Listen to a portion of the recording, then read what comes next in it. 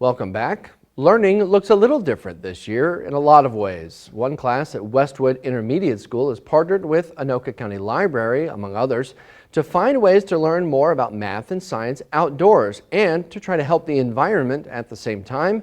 Danica Peterson has the story. A small stormwater pond at Northtown Library may not look like much, but it's there for a reason.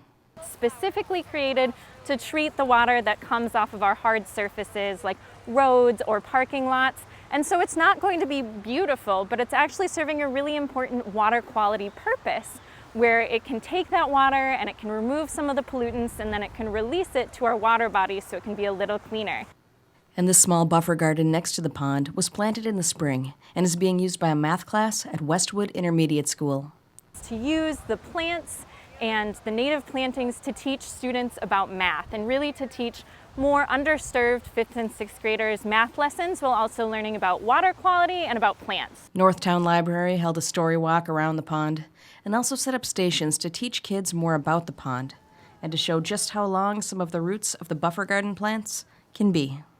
And so having things like a buffer garden can be really helpful because that helps remove some of the pollutants before they even get into the pond.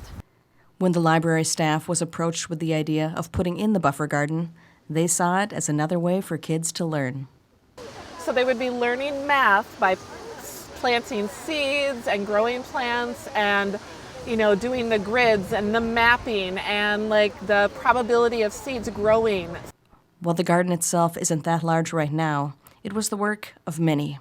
2 watershed districts, the Anoka Conservation District, the library, an organization called Growing Green Hearts, and the city of Blaine.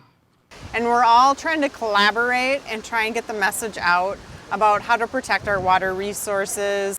The library hopes that it won't just be the math class that learns from this, but that others will ask more questions about plants and the environment.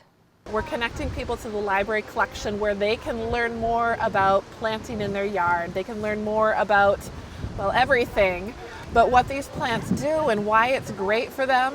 And by building those environmental literacy skills, you're also building literacy skills as far as comprehension and understanding how what you do impacts the world. For North Metro TV News, Danica Peterson reporting.